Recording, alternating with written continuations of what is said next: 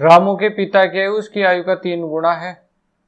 तो ये तो लो जी रामू, और ये उसका पिता। तो रामू की पिता की आयु उसकी आयु का 3 गुना है, तो रामू अगर अक्स का है तो पिता 3 अक्स का रहेगा। 8 वर्ष बाद उसके पिता की आयु, 8 साल बाद रामू की तो होगी x प्लस 8, और 8 साल बाद में पिता की होगी 3x प्लस 8। 8 साल बाद उसकी 8 साल बाद उसके पिता की आयु उसकी आयु का 2 से 1/2 गुना है। तो 8 साल बाद में ये पिता की और ये रामू की का 2 से 1/2, 2 से 1/2 का मतलब है 5/2।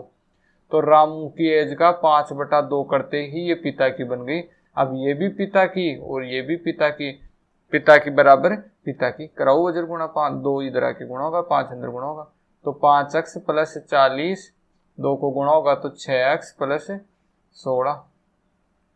इधर जाके घटेगा तो अक्स बराबर 40 में से 16 माइनस होगा, तो 40 में से 16 माइनस होगा तो कितना हो जाएगा 24। तो अक्स बराबर कितना हो जाएगा 24। तो बताइए अगले 8 वर्ष बाद उसके पिता की आयु उसकी आयु का कितना गुना होगा। कोई बात नहीं, अभी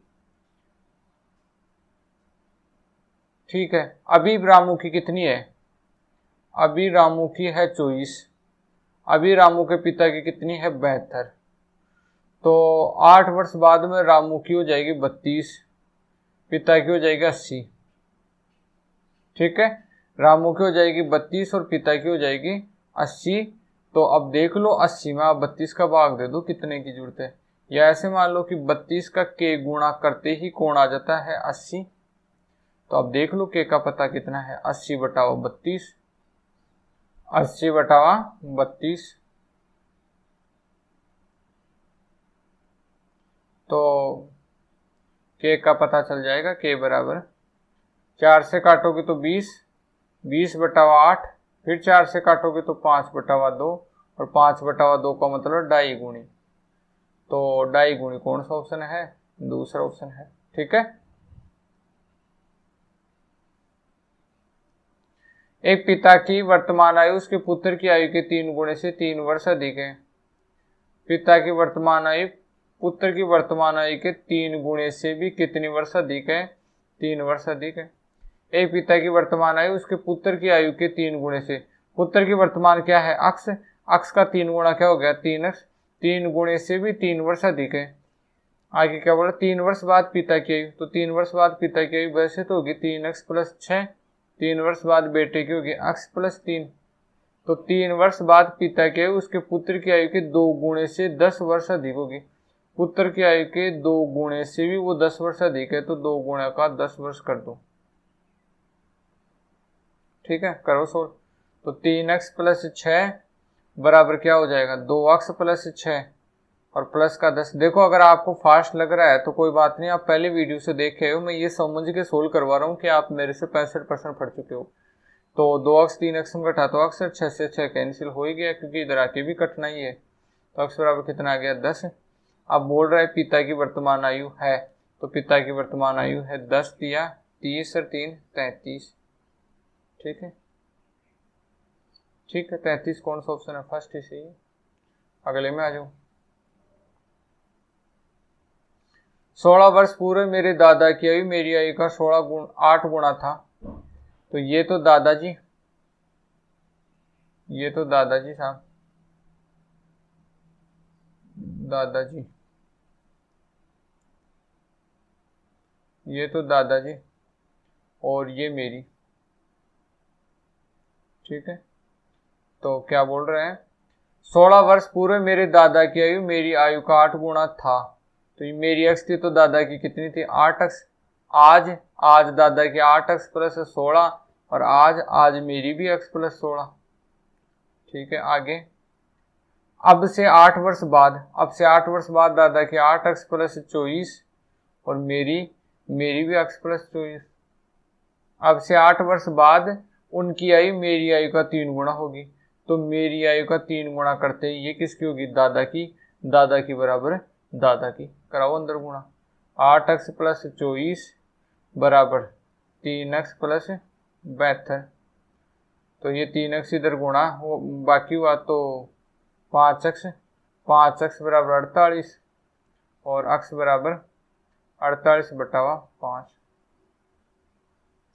तो मेरे दादा की आयु का 8 वर्ष पूरे मेरी आयु और मेरे दादा की आयु का अनुपात क्रम से कितना है। ठीक है जी। 8 आज बताओ, आज यही तो ना, लेकिन ये तो 16 वर्ष पहले थी। चलो कोई बात नहीं, 16 वर्ष पहले वाली का पता कर लो, फिर उसमें 5 जोड़ देंगे ना, वो 8 वापस जोड़ देंगे तो जस्ट 8 वर्ष पूरे ही चले जाएंगे। पहले तो अपने एक साथ 16 साल पहले चले जाते हैं, फिर उसमें 8 और जोड़ देते हैं ताकि जस्ट 8 साल पहले ही जाए, क्योंकि ये 8 साल पहले का ही पूछ रहे हैं। तो 16 साल पहले दादा की 8 अक्स थी ना, तो जब 8 में यहाँ रखूँगा तो 48 गुणा 8/5, ये तो दादा की कब 16 साल पहले। और आज से सिर्फ 8 साल पहले ले जाना चाहता हूँ तो प्लस 8 और जोड़ दिया, क्योंकि 16 साल पहले में 8 जोड़ा तो वर्तमान आ गया ना। ठीक है जी। और मेरी 16 साल पहले कितनी थी, अक्स यानी 48/5, और मैं भी वर्तमान में रहना चाहता हूँ, वर्तमान से 8 साल पहले रहना चाहता हूँ, 16 साल पहले नहीं रहना चाहता, तो मेरी में भी 8 जोड़ दिया। अब 8 साल पहले दादा की ये वाली हो गई, 8 तो ले लो इसमें कॉमन, और 48/5 प्लस 1 बचा, जो कि होता है 53/5। ये लो जी अनुपात। ठीक है। और यहाँ भी तुम 8 को तो कॉमन ले लो, तो इसमें 8 6 48 होता है, तो 6/5 प्लस 1 है, तो जो कि होता है 11/5। तो 5 से ये 5 कट गया और 8 से 8 कट गया। तो 8 वर्ष पूरे मेरी आयु और मेरे दादा की आयु, मैंने लिखा दादा की मेरी, तब आया मेरे 53 11, और मैं लिखता मेरी और फिर दादा की, तो 11 53। तो 11 53 कौन सा ऑप्शन है, डी ऑप्शन। काफी अच्छा क्वेश्चन है, एक बार रिपीट करके और देख लो ना। एक कक्षा के 40 छात्रों की औसत आयु 15 वर्ष है। ठीक है। 40 छात्रों की औसत आयु कितनी वर्ष है, 15 वर्ष है। अध्यापक की आयु भी शामिल करने पर औसत आयु में 1 की वृद्धि हो जाती है, तो अध्यापक की आयु बताइए। ठीक है, बता देते हैं।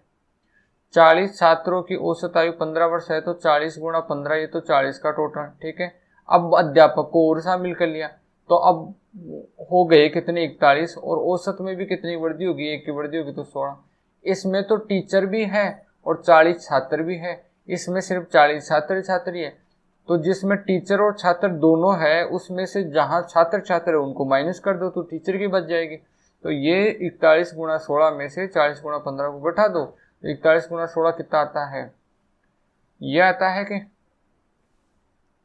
656, और 15 गुणा 40 कितना आता है, 600। तो मास्टर की कितनी हो गई, 56। तो 56 कौन सा ऑप्शन है अपना, दूसरा ऑप्शन है। अगले में रीता और गीता की आयु का गुणनफल 240 है। ठीक है।